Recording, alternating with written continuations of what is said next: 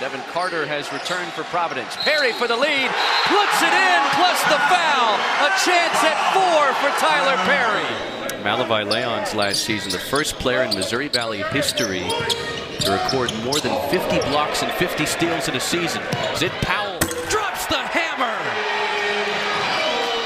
He cocks it and rocks it. Thomason around the screen with a hand in his face. He buries the 3. Molinar feeds it. Oh my! Philip Wheeler! He threw it in! Hamilton, sidestep 3. Bullseye! Lakers back in front. Back-to-back triples early.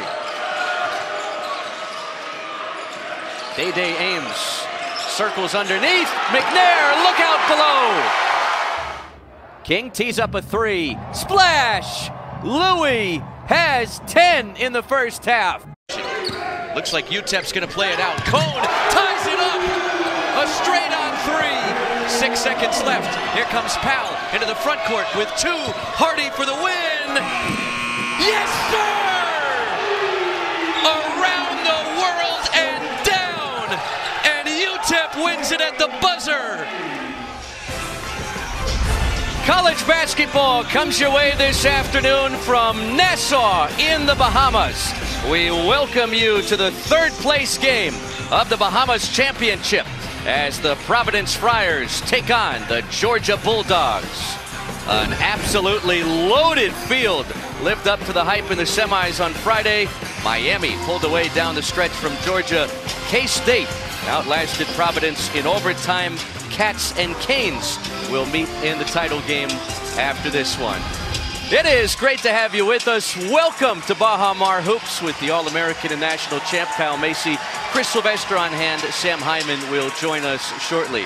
It is not difficult at this gorgeous resort to hit the reset button. Both of these teams hoping to bounce back, and they think they can do it if they get a little more from their post presence. You know, they say it's better in the 3rd place game of the SoCal Challenge from J. Serra Pavilion in San Juan Capistrano. The California Golden Bears have a 6-point lead as we get you ready for the start of the second half. Hey, thanks for staying up late with us alongside the coach, Dave Miller, Chris Sylvester on hand. We're almost at a standalone game here. And for Cal, losers of 2 straight, a heartbreaking loss here a couple of nights ago against UTEP. A lot to like from what you saw out of the Golden Bears in the opening 20. That is number 10, Jonathan Mobo, with another outstanding effort tonight.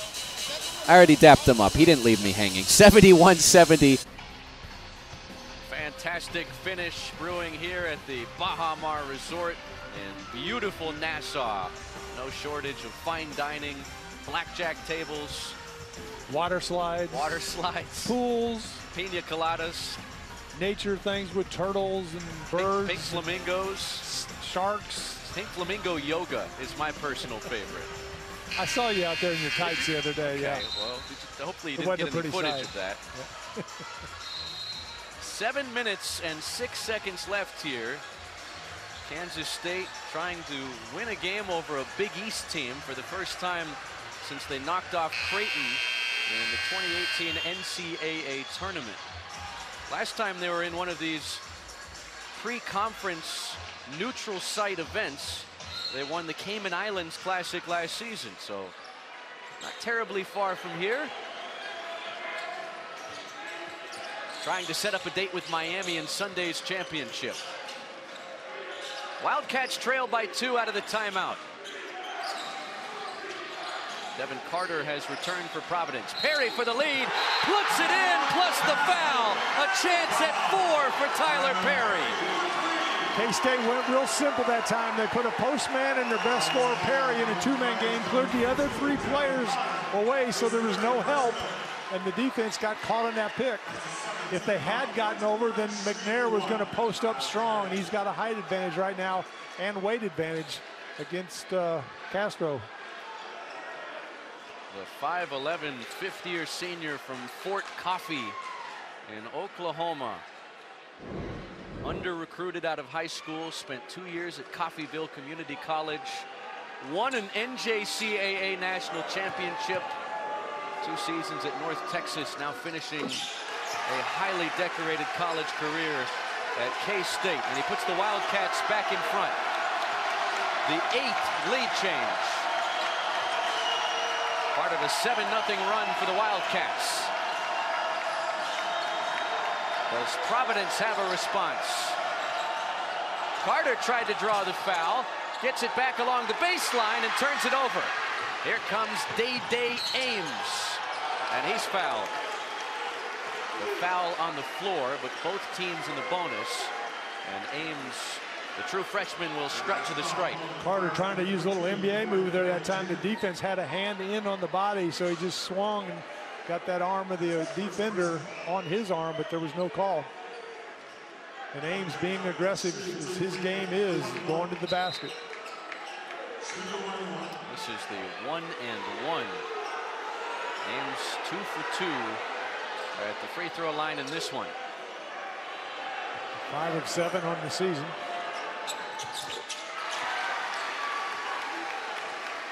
Kansas State now 9 of 10 from the free throw line as a team.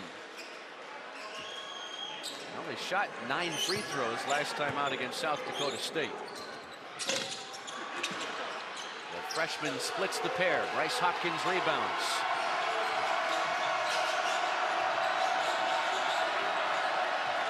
Hopkins uses the Castro screen, and McNair swats it away. Just excellent help defense by the Wildcats. McNair coming from up top there on the pick. Hopkins probably strong enough to go by Kaluma, but McNair right there to block it out of bounds. Second block for Will McNair Jr. Gaines for the tie. Off the heel. Corey Floyd Jr. grabs the second effort for Providence. Carter up top. Gaines will try again. This time he hits. This is November, right? I'm not so sure anymore. But yes, this is only November. 50's on the board. Perry tightropes the midcourt stripe. Kaluma for the lead, and he's fouled. That's the second time in the last 2 minutes that Providence has fouled a three-point shooter. A bad mistake. Arthur Kaluma will get 3 free throws in a tie game with 5:40 left. And again, knowing that scouting report, he did make a 3 earlier, but only 1 of 10 coming into the game. Get a hand up, pressure him, but don't commit the foul.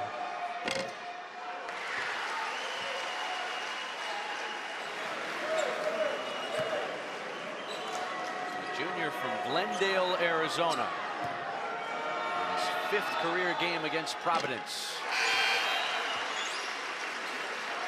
Up to 14 points.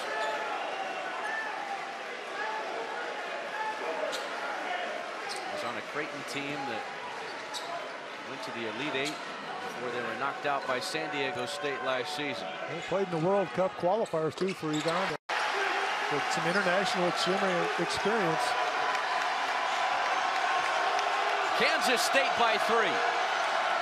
5:30 left. Darway Duall at the controls, playing with 4 fouls. Castro had it deflected out by Tyler Perry. Nothing comes easy in this game. Castro thought he had a wide open look, but just a good reactionary defense. Here comes Josh Oduro back in the game with his 4 fouls.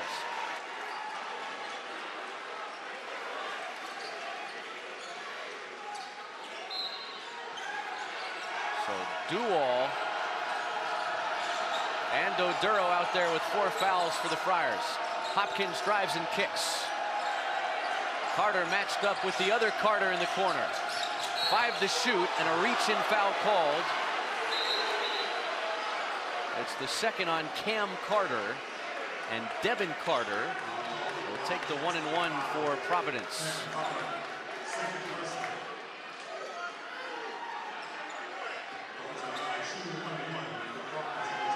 Wildcats do a real good job. Once they get the ball to a side, they try to keep it there, keep it out of the middle.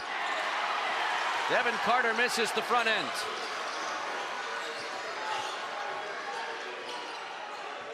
K-State with the lead and the leather, approaching 5 minutes in Nassau.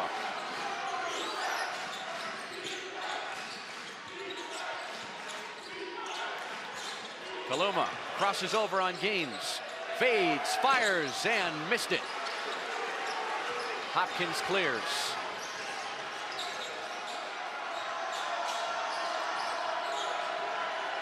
Dual down the lane. Oduro rolling towards the cup, and he scores off the glass. Well, an awkward looking play, but a good body control to gather himself and go right up for the finish. So they bring Oduro back off the bench, and he scores quickly. Looking over at Dual and just kind of smiling like, what kind of pass was that?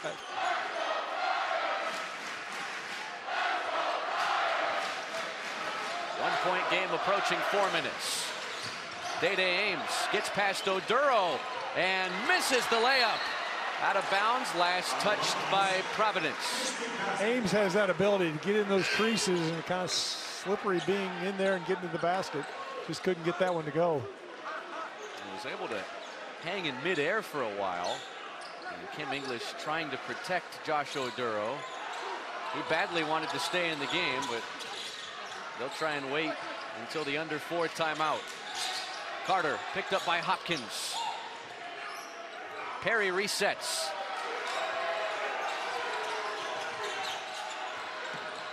Perry dumps it in. McNair dishes to the corner. It's taken away. A do-all the steal. Here comes Carter charging. A lob inside. Hopkins missed it, but Castro cleans it up. And the Friars go back in front. It's knockout punch after knockout punch. One in, then the other. Excellent team defense by the Friars leading to that break. And just being persistent. Hopkins couldn't get it to go down to Castro right there. 3:38 to play. Don't go anywhere. 1-point game.